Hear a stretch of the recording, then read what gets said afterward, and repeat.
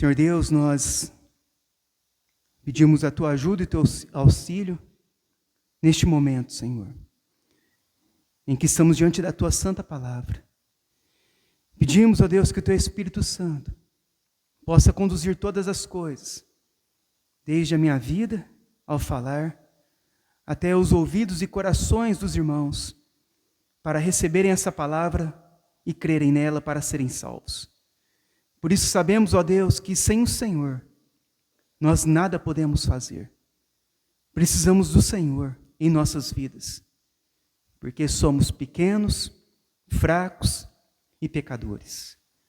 Por isso, ó Deus, haja com graça sobre nós e nos permita, Senhor, temermos diante da Tua santa palavra, a fim, ó Deus, de nos arrepender dos pecados e colocarmos a nossa fé somente em Cristo.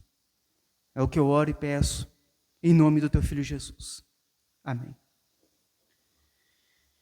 Irmãos, o tema da mensagem dessa noite é a terrível condenação no inferno.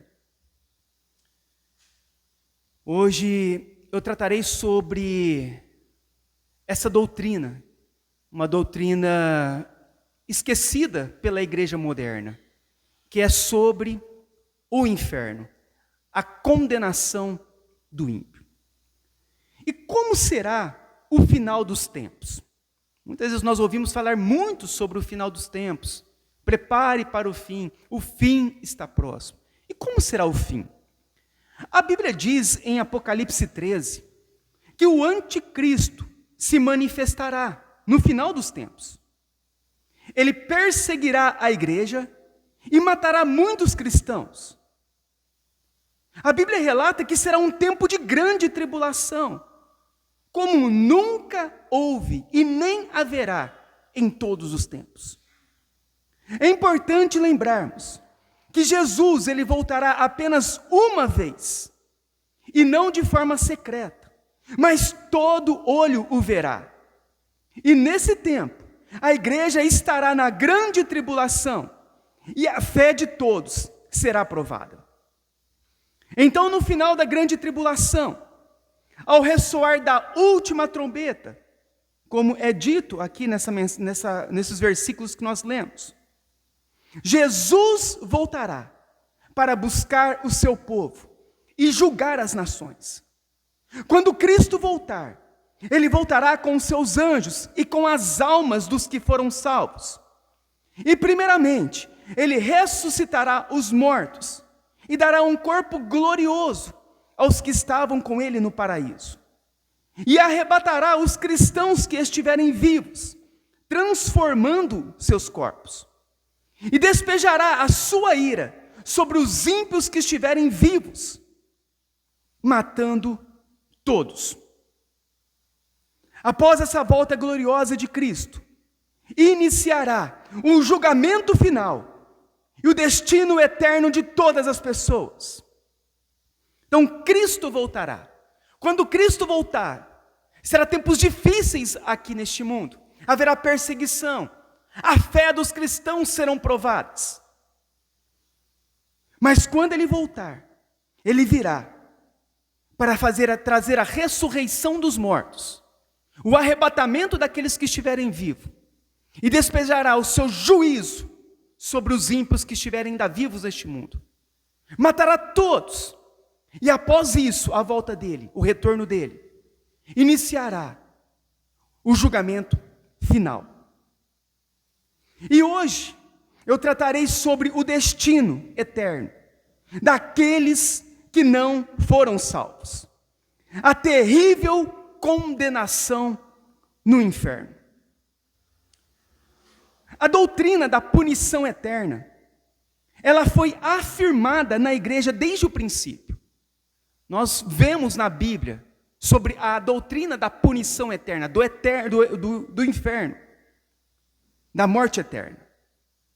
Temos documentos que essa doutrina, ela foi ensinada pelos pais da igreja primitiva. Depois dos apóstolos, vieram os outros cristãos, Os pais da igreja, que nós chamamos na teologia, os pais da igreja, os que vieram depois dos apóstolos. E nós temos documentos que eles ensinavam também a respeito da punição eterna para o ímpio. Também os teólogos, tanto da Idade Média, quanto do período da Reforma Protestante, ensinaram também a doutrina da punição eterna. Mas a partir do século XVIII, muitos teólogos cristãos começaram a negar a doutrina da punição eterna. Essa rebelião contra a doutrina do inferno se intensificou no século XIX e continua até hoje. Atualmente, a negação da doutrina da punição eterna tem duas vertentes principais: o universalismo e o aniquilacionismo. Então, quando nós falamos sobre a punição eterna, o inferno, o despejar da ira de Deus, está em toda a Bíblia. E essa doutrina sempre foi ensinada em toda a história da igreja. Mas de uns anos para cá, de alguns séculos para cá, em especial no nosso tempo, na igreja moderna, a doutrina da punição eterna, do inferno, ela foi deixada de lado.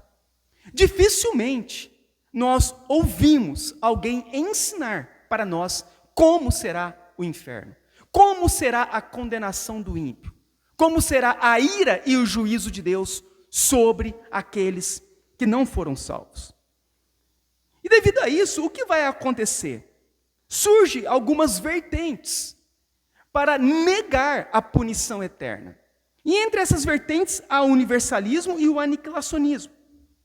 O que o universalismo ele vai ensinar para ir contra o inferno, contra a punição eterna? Ele vai ensinar que no fim, todos os homens serão salvos.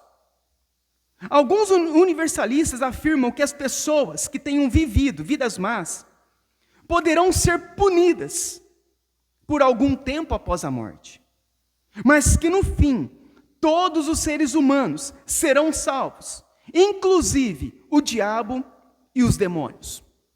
Então, o universalismo, ele vai ensinar isso, a salvação para todos. No final, não haverá condenação para ninguém. Você acha que Deus iria condenar alguém eternamente? Não. No final, a porta do céu vai se abrir e todo mundo vai entrar no céu, inclusive o diabo e os demônios. Isso é ensinado em muitas igrejas hoje, viu? Não de forma muitas vezes clara, mas a teologia delas ensinam isso. Não, vai todo mundo para o céu. Para quê? Não precisa se arrepender. Não é bem assim o pecado. Não é assim. A igreja, né, a Bíblia, você não pode seguir a Bíblia como está escrito. Não é bem assim. E eles começam o quê? A trazer essa teologia liberal. E no final, nessa teologia, todo mundo vai entrar no céu, porque todo mundo é bom. A outra doutrina que vai negar a punição eterna é a doutrina do aniquilamento, que também nega essa punição. Eles ensinam que aqueles que continuam no pecado são privados da imortalidade e simplesmente aniquilados, isto é, reduzidos à não existência, negando a doutrina da punição eterna. Na época atual, o aniquilamento é ensinado pelos adventistas do sétimo dia e pelas testemunhas de Jeová. Ambos os grupos têm em comum a negação da punição eterna. Se de um lado tem um grupo que vai ensinar que no final todo mundo é bom, a porta do céu vai ser aberta para todo mundo e todo mundo será salvo, de um lado tem essa falsa teologia, esse falso ensino. E do outro lado tem o aniquilamento. Os ímpios que morrerem, eles não serão punidos eternamente. Eles deixarão de existir. Eles não existirão mais, só permanecerão existindo os que foram salvos. Então eles vão deixar de existir. Mas será que é isso o que a Bíblia realmente fala para nós? Certamente, pode-se entender as dificuldades que as pessoas têm com relação à doutrina da punição eterna. Mas todos, naturalmente, nos recusamos a contemplar tal destino horrível. Mas essa doutrina deve ser aceita, porque a Bíblia ensina claramente. Há uma grande dificuldade das pessoas ouvirem a condenação eterna. Elas muitas vezes rejeitam, não aceitam, e elas acabam tirando isso da Bíblia. Falam, não, Deus não poderia fazer isso. A Bíblia não poderia ensinar sobre isso. Só que a Bíblia ensina sobre isso. A Bíblia ensina que a condenação, ela será eterna. Da mesma forma que a salvação é uma vida eterna, a condenação será uma condenação eterna.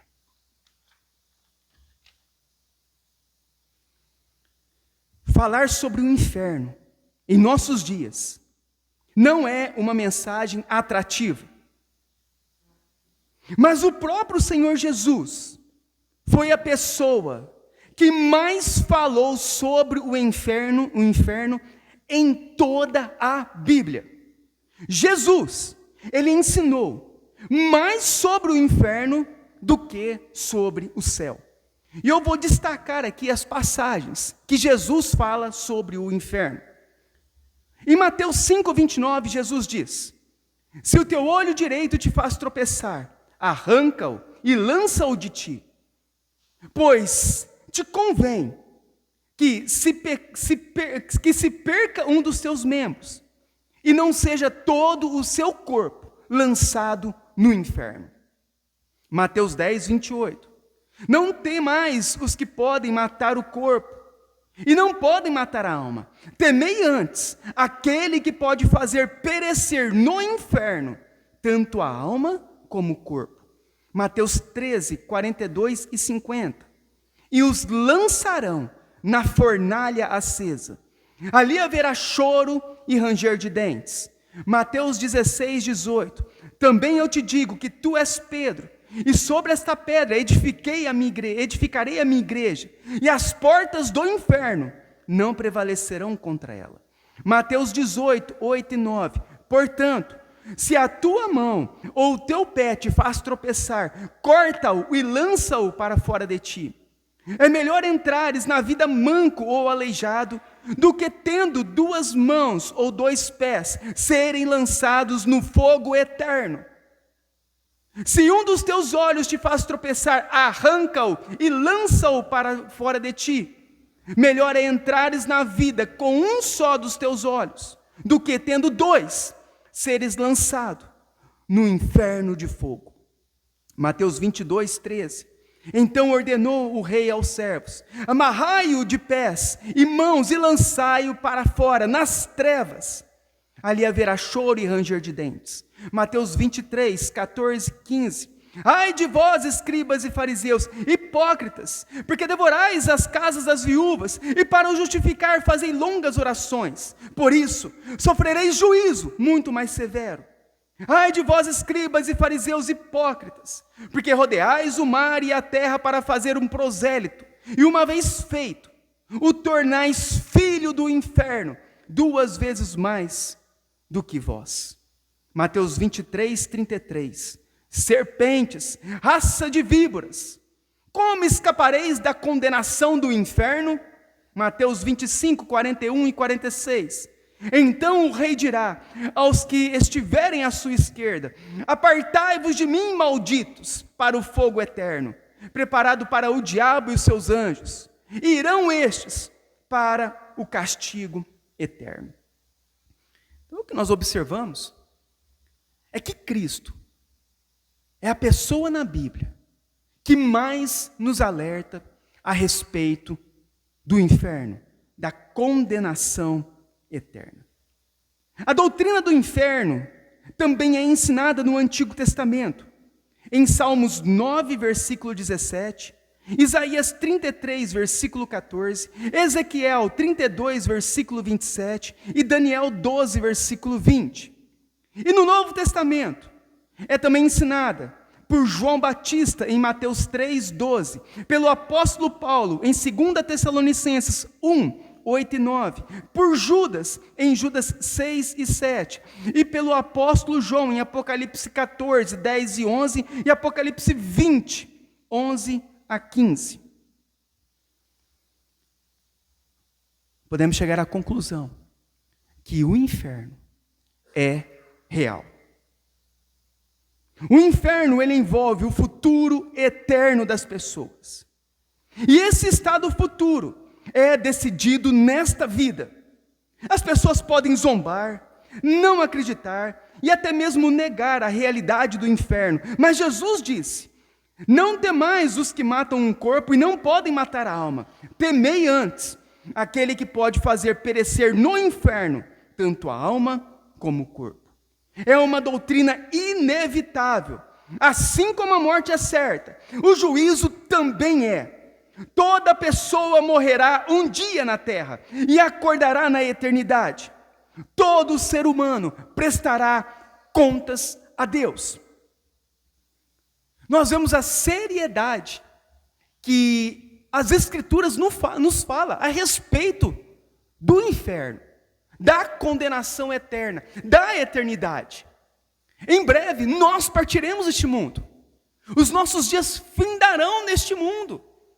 E logo ao morrer, o que acontecerá? Iniciará a eternidade. Para os que crerem, serão salvos.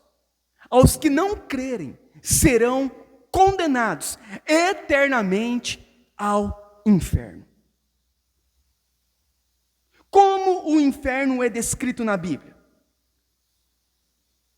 A Bíblia descreve o inferno como o castigo eterno, o fogo eterno, a chama eterna, a fornalha acesa, fogo e enxofre, lago de fogo, castigo eterno, segunda morte, onde o verme não morre e o fogo não se apaga, trevas exteriores, ira vindoura, penalidade de eterna destruição, negridão das trevas e condenação.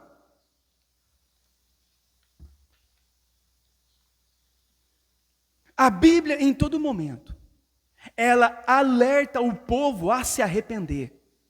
Olha no Antigo Testamento, os profetas chamando o povo ao arrependimento. A seriedade da nossa vida, enquanto respiramos, de nós crermos, é muito grande. Há uma seriedade muito grande a respeito da nossa fé, a respeito da nossa vida, enquanto estamos neste mundo. Olha os alertas que nós temos no Antigo Testamento dos profetas. Olha os alertas que nós temos no Novo Testamento. Iniciando a primeira pregação que nós vemos de João Batista. É chamando o povo ao arrependimento. A primeira pregação que nós temos de Jesus é chamando o povo ao arrependimento. Em Atos, as primeiras pregações dos apóstolos é chamando o povo ao arrependimento. É muito sério a nossa vida aqui neste mundo. É muito sério nós entendermos a respeito disso. E eu quero convidar os irmãos a abrirem em Lucas capítulo 16.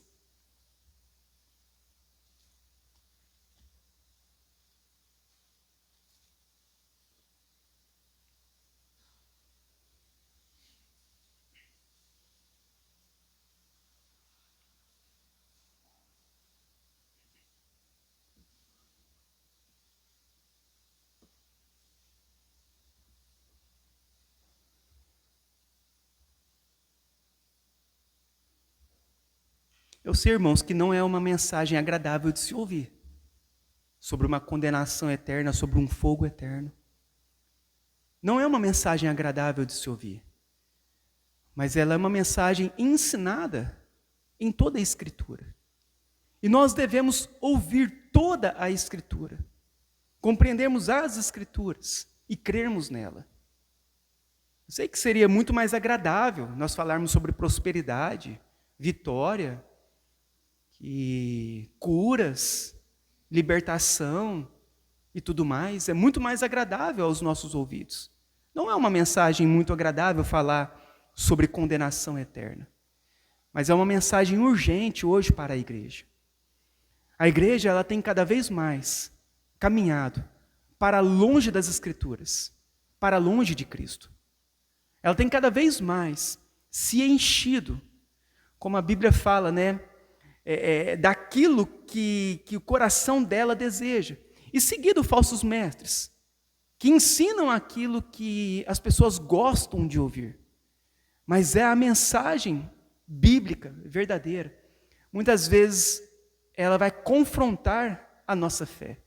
Muitas vezes ela vai fazer doer o nosso coração. Muitas vezes vai nos entristecer para sermos então salvos.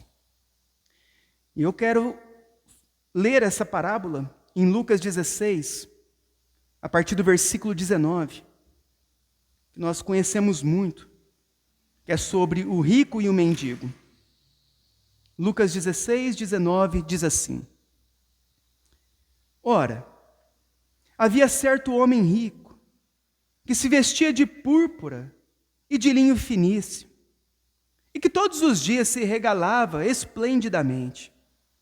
Havia também certo mendigo chamado Lázaro, coberto de chagas, que jazia à porta daquele, e desejava alimentar-se das migalhas que caíam da mesa do rico, e até os cães vinham lamber-lhe as úlceras.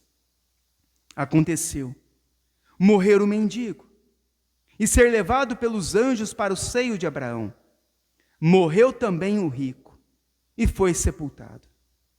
No inferno, estando em tormentos, levantou os olhos e viu ao longe a Abraão e Lázaro no seu seio. Então, clamando, disse: Pai Abraão, tem misericórdia de mim, e manda Lázaro que molhe em água a ponta do dedo, e me refresque a língua, porque eu estou atormentado em chamas, nesta chama. Disse, porém, Abraão: Filho, lembra-te de que recebeste os teus bens em tua vida, e Lázaro igualmente os males. Agora, porém, aqui, ele está consolado e tu em tormentos. E além de tudo, está posto um grande abismo entre nós e vós, de sorte que os que querem passar daqui para vós outros não podem, nem os de lá passar para nós. Então replicou: Pai, eu te imploro que o mandes a minha casa paterna, porque tenho 5 irmãos, para que lhes dê testemunho, a fim de não virem também para este lugar de tormento. Respondeu Abraão: Eles têm Moisés e os profetas, as Escrituras. Ouçam-nos. Mas ele insistiu: Não, pai Abraão, se alguém dentre os mortos for ter com eles, arrepender-se-ão. Abraão, porém, lhes respondeu: Se não ouvem a Moisés e aos profetas, tampouco se deixarão persuadir, ainda que eu ressuscite alguém dentre os mortos. Então essa parábola, ela nos fala de 2 homens e de 2 destinos eternos. E o nosso foco aqui hoje é o lugar de tormento, para onde foi o rico. Este lugar real é o inferno. Aqui o inferno é descrito no grego como Gehenna, a palavra usada aqui para o inferno. O nome grego, Gehenna, ele vem do Vale de Rinom, um local fora de Jerusalém, onde era feito no Antigo Testamento sacrifícios humanos, conforme relatado em 2 Crônicas 28:3. Então havia, fora de Jerusalém, descrito no Antigo Testamento, um vale chamado Vale de Rinom. E nesse vale eram feitos sacrifícios humanos, relatados. Na época de Jesus, esse local havia se tornado o lixão da cidade, onde o despejo era depositado e ficava queimando dia e de noite. Então é desta palavra que traz no grego Gehenna. Então se tornou o lixão lá de Jerusalém. E esse lixão, as pessoas vão depositando todo dia o lixo da cidade. E lá, esse lixão, há uma chama, um fogo. E queima, esse fogo, ele fica queimando o lixo dia e noite, porque não tem fim. Todo dia eles vão lá e jogam o lixo. E fica queimando, queimando de dia e de noite. É dessa palavra que nós vamos falar, vai ser traduzido como inferno. E como é o inferno? Agora eu vou trazer alguns aspectos terríveis de como será o inferno. Primeiramente, o primeiro aspecto, a primeira característica terrível do inferno é que será um lugar de tormento consciente. A pessoa estará viva e consciente, experimentando o sofrimento. Esse homem, ele sente, ele olha, ele conversa. Nada de sono da alma, de ficar dormindo, nada disso após a morte. Após a morte, ele já se encontra no momento de sofrimento. No inferno, será preservado todas as lembranças que nós tivemos aqui nessa terra. Como diz no versículo 25, disse, porém, a Abraão, filho, lembra-te de que recebestes os teus bens em tua vida. No inferno, o rico, ele tinha a consciência que tinha sido abençoado por Deus. Ele sabia sobre Abraão, porque quando ele vê, ele fala, pai Abraão. Ele sabia das Escrituras, ele sabia de Deus.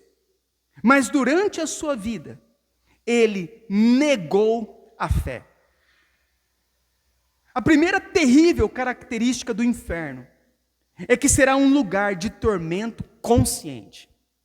As pessoas que estão no inferno neste momento, elas estão no inferno conscientes de todo o mal que ela fez, de todo o pecado que ela cometeu contra Deus, de todas as rejeições que ela teve durante toda a sua vida, de buscar a Deus e nunca quis buscar, de abrir o seu coração e nunca desejou a Deus, sempre amou o pecado, sempre amou as coisas deste mundo, se dedicou a vida inteira a este mundo. No inferno, essa pessoa, ela estará consciente do seu pecado, da sua vida aqui neste mundo. O segundo aspecto terrível do inferno é que é um lugar de tormento completo. A pessoa experimentará o tormento no corpo e na alma. Então, no versículo 24 diz, então clamando disse, pai Abraão, tem misericórdia de mim, e manda a Lázaro que molhe em água a ponta do dedo e me refresque a língua, porque eu estou atormentado nesta chama. Lembrem-se do aviso de Jesus, que a alma e o corpo perecerão no inferno. Será um sofrimento irredutível, não terá fim, completo. Não haverá qualquer alívio para os condenados.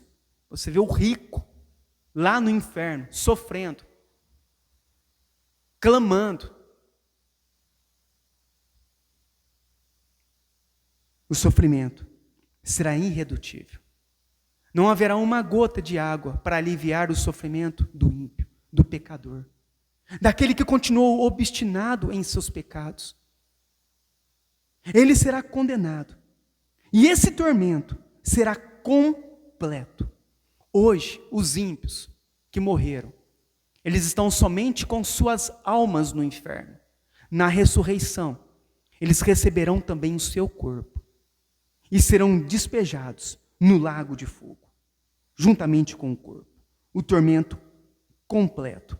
A pessoa experimentará o sofrimento eternamente no corpo e na alma. A terceira característica terrível do inferno é que é um lugar de tormento definitivo. É um lugar definitivo do qual a pessoa não poderá sair ou transferir-se. Deus disse ao homem que estava no inferno, no versículo 24, e além de tudo, está posto um grande abismo entre nós e vós, de sorte que os que querem passar daqui para vós outros não podem, nem os de lá passar para nós. Observem a expressão, não podem. Não adianta rezar missa, não adianta pagar penitências, não existe possibilidade de mudança da pena eterna após a morte. É irrevogável, é definitivo, não tem como sair, não tem como escapar. Não é uma prisão como aqui neste mundo, que há uma pena, a pessoa fica alguns anos naquela prisão, preso no presídio, mas passa-se os anos, ela consegue sair e voltar à sua vida. No inferno, será uma prisão definitiva. Não terá mais como sair, não terá como se transferir do céu, do inferno para o céu. A quarta característica terrível do inferno é que é um lugar da exclusão da presença favorável de Deus. Um dos mais terríveis aspectos do inferno é a exclusão da presença favorável de Deus. No pensamento evangélico moderno, o inferno é frequentemente descrito como um lugar de tormento externo à presença de Deus. A pessoa vai ser atormentada no inferno, mas Deus não estará presente. A pessoa é jogada e Deus estará distante, longe, e deixará a pessoa sofrendo no inferno.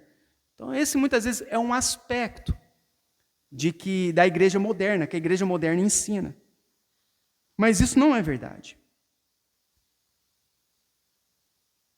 Não é a ausência de Deus que faz do inferno um lugar de tormento, mas é a ausência de sua presença favorável. De fato, o inferno é o inferno porque Deus está lá, na plenitude de sua justiça e ira.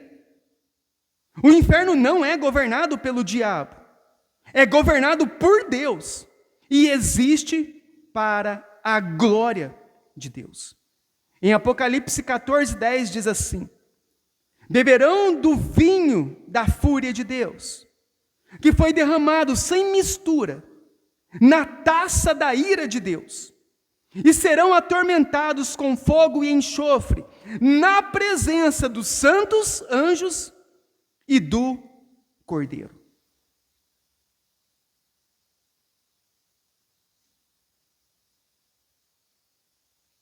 Deus estará no inferno. Deus está em todos os lugares. Ele é onipresente. Só que Ele estará lá, mas não com a sua presença favorável. O que significa presença favorável? O que a Bíblia ensina para nós hoje? Todo aquele que invocar o nome do Senhor será salvo.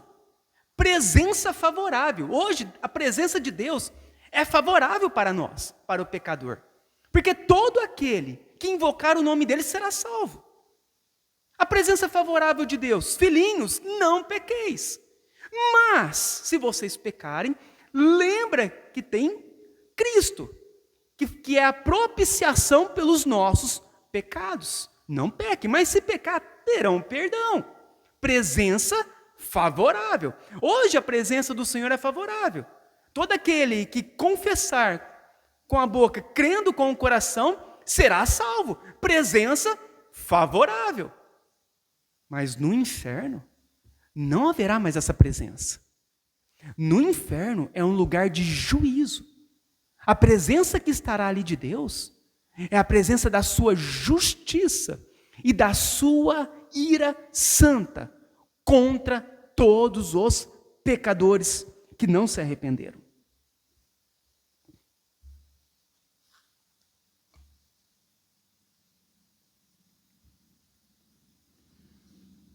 E a quinta característica terrível do inferno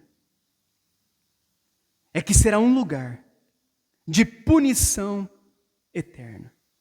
Possivelmente a mais assustadora verdade sobre o inferno é que ele é eterno. Todos os que passam por seus portões estão privados de qualquer esperança de futura redenção ou restauração. Eles estão condenados eternamente. Uma das características mais terríveis, se não a mais terrível do inferno, é que será um lugar de punição eterna. A Bíblia diz que a punição é eterna. E por que a punição precisa ser eterna? E não pouco tempo, e não passageiro? Porque o homem pecou contra um Deus que é eterno. A justiça e a punição será dada no mesmo grau que o homem pecou. Pecaram contra um Deus santo, um Deus eterno.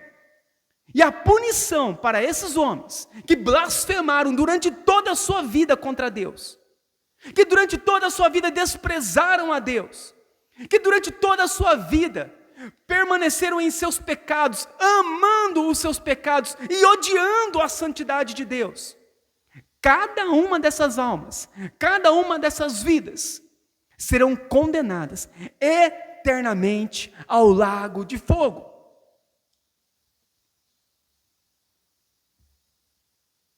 Isso é o inferno.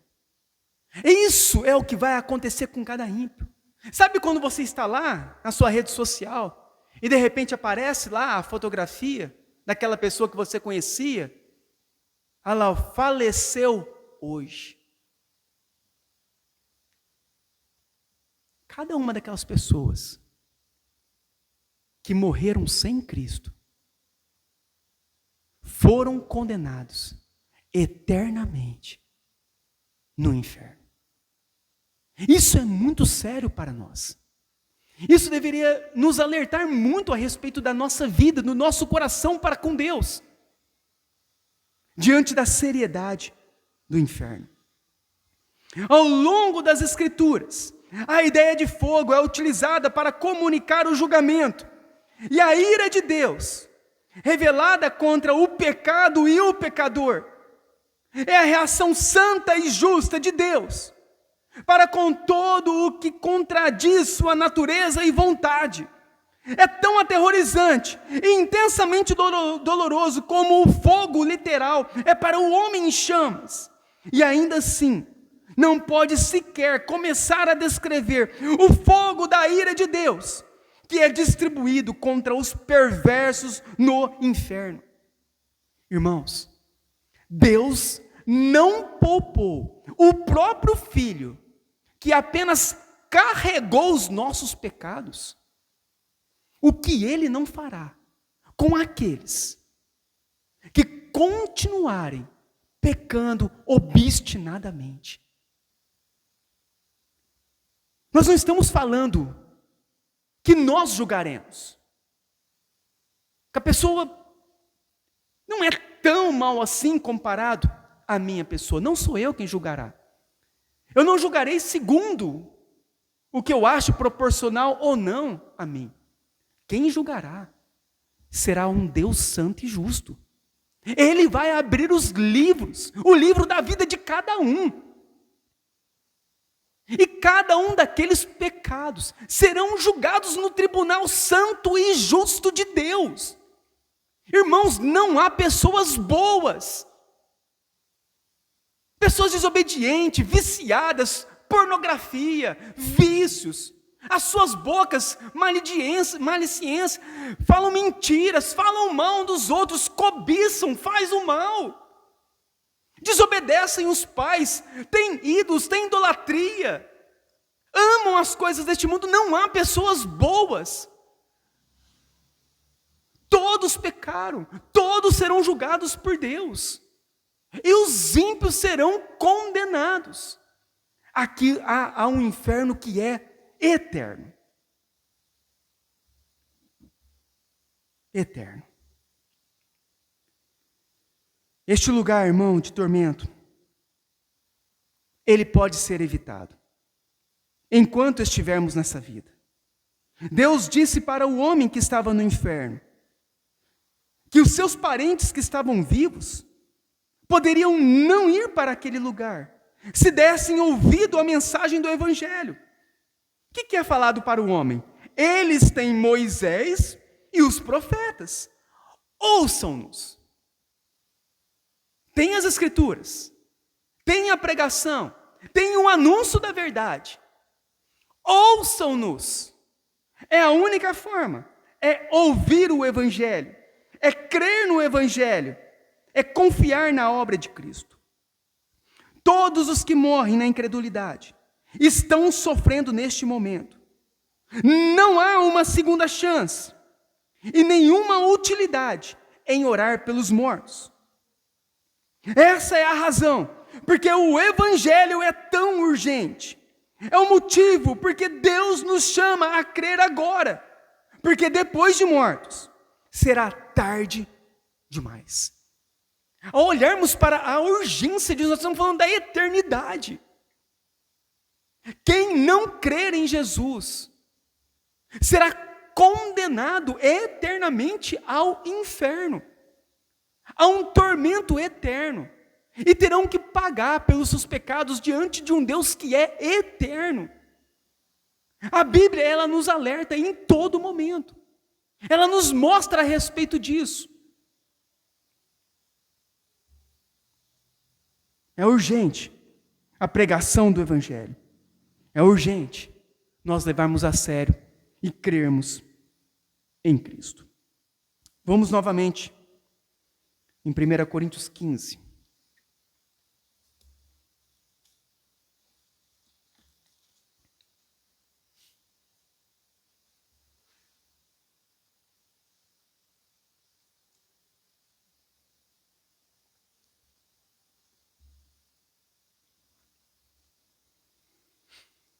Versículo 54. Nós já meditamos dos 50 ao 53 no culto passado. E agora os 54, então. Diz assim: E quando este corpo corruptível se revestir de incorruptibilidade, e o corpo que é mortal se revestir de imortalidade, então se cumprirá a palavra que está escrita: Tragada foi a morte pela vitória. Onde está, ó morte, a tua vitória? Onde está, ó morte, o teu aguilhão? O aguilhão da morte é o pecado, e a força do pecado é a lei. O aguilhão da morte teve origem no jardim do Éden. Por causa da desobediência de Adão, Paulo diz em Romanos 5,12: O pecado entrou no mundo por um só homem, e pelo pecado a morte. Assim também a morte passou a todos os homens, pois todos pecaram. O pecado é o aguilhão. O que é o aguilhão? É a causa da morte. E a morte é a consequência do pecado, revelado pela lei. Então, o pecado é o aguilhão da morte. O pecado é o aguilhão. O pecado é a causa da morte. E a morte é a consequência do pecado, revelado pela lei. A lei, portanto, revela para nós que somos pecadores e merecedores da morte e do julgamento final. A lei mostra isso para nós. Paulo diz: eu não conheceria que cobiça, eu não saberia que cobiça é pecado, se a lei não dissesse. Porque nós sabemos que cobiça é pecado? Porque a lei diz: não cobiçarás. Então, a lei, ela revela para nós que somos pecadores. E o pecado, ele faz o quê? Ele gera morte no homem. Uma vez então que nós somos pecadores porque não conseguimos cumprir a lei, sobre nós resta a morte, a condenação eterna. Lembrem-se, o inferno é real. Todos são pecadores. E o julgamento de Deus acontecerá. Mas a beleza, irmãos, da mensagem de Paulo, é que ela não termina com a lei, nem com o pecado, e nem com a morte. Ela termina com Cristo. Versículo 57. Graças a Deus, que nos dá a vitória, por intermédio de nosso Senhor Jesus Cristo. Paulo ele vai terminar não com a lei, não com o pecado, nem com a morte. Ele vai terminar com Cristo. Por quê? Porque em Cristo, e somente por meio dele, nós podemos ficar livres da condenação eterna. Não existe outro meio, outra pessoa, outra fórmula para nos livrar da condenação eterna. Somente Cristo pode nos salvar. Somente Cristo é o Senhor e Salvador. Por isso há esperança para todos os que crerem em Cristo. Há vida eterna para todos os que colocarem a sua confiança na obra perfeita de Cristo. Há salvação para todos os que se arrependerem dos seus pecados. Há esperança para todos nós. Paulo ele vai terminar falando a respeito da esperança que há para todos os homens. De um lado nós temos o inferno, a condenação eterna, a lei trazendo para nós que somos pecadores, e o pecado querendo condenar as nossas vidas, condenar o homem à eternidade. Mas do outro lado, temos Cristo, o Salvador dos pecadores, aquele que veio para perdoar os nossos pecados, aquele que veio para carregar os nossos pecados. Ele se fez pecado por nós, para que fôssemos salvos. Do quê? Da ira de Deus, do juízo de Deus. Vocês lembram que nós aprendemos agora que no inferno haverá a presença de Deus, mas não a presença favorável. Haverá a presença de Deus com a sua ira, a mesma ira que Deus despejou na cruz de Cristo, Ele despejará no inferno, sobre todos os ímpios, os que rejeitaram a Cristo, os que rejeitaram a salvação. É por isso que hoje é o dia da nossa salvação. Hoje é o dia do arrependimento. Hoje é o dia de colocarmos a nossa fé em Cristo. Hoje é o dia de agradecermos porque Cristo nos salvou dos nossos pecados. Como Paulo diz: onde está, ó morte, a tua vitória? Onde está, ó morte, o teu aguilhão? Cadê o pecado que vai me matar agora? O pastor John MacArthur, ele diz que faz uma referência ilustrativa desse aguilhão como uma abelha sem o ferrão. O ferrão da abelha é o que traz a morte e condenação. Mas uma abelha sem ferrão nada pode fazer conosco. O que uma abelha poderia fazer conosco sem o ferrão? Ele nada pode nos fazer, nada, ele não pode nos matar. Uma abelha, nenhum mal pode fazer a nós. Assim é o que Paulo diz: onde está, a morte, a tua vitória? Onde está, a morte, o teu aguilhão, o teu ferrão, a tua lança para nos matar? Não há morte mais para nós que estamos em Cristo. Não há condenação para aqueles que estão em Cristo. Não há mais juízo para aqueles que estão em Cristo, uma vez que em Cristo nós somos salvos. Em Cristo, Cristo levou os nossos pecados. Em Cristo houve o nosso julgamento, o juízo nosso em Cristo. E em Cristo nós recebemos a sua justiça, a sua salvação. É por isso que Paulo diz que, onde está a morte, o teu aguilhão? Onde está? Tragada foi a morte pela vitória. Em Cristo nós temos a salvação. Em Cristo nós temos a vitória. Em Cristo nós seremos salvos eternamente. Olha a importância do Evangelho. Olha a importância de nós anunciarmos o Evangelho àqueles que estão perdidos. Quantas pessoas estão achando que vão para o céu porque são boas? Quantas pessoas estão achando que vão para o céu por algum tipo de prática religiosa? Quantas pessoas acham que vão para o céu porque são moralmente corretas? Mas quando nós olhamos aqui, a vitória sobre a morte só pode ser alcançada por aqueles que estiverem em Cristo. Em Cristo nós seremos salvos.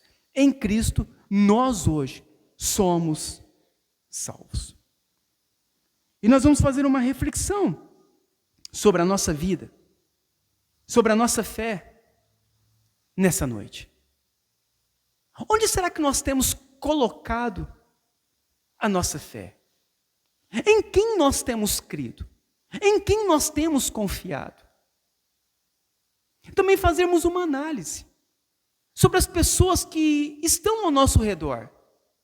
Quantas delas estão perecendo? Você sabe que se aquele amigo seu, aquele parente seu morreu hoje, ele vai para o inferno. Porque ele não se arrependeu, ele não creu, ele não entendeu o Evangelho. E ele nunca mais voltará. Ele nunca mais sairá daquele local de tormento. Qual é a nossa missão? Anunciar o Evangelho. Falar para a pessoa, alertar as pessoas. Somente Cristo é o Senhor. Somente Cristo o Salvador. Por isso vamos curvar a nossa cabeça e orarmos a Deus diante disso que foi ministrado nessa noite.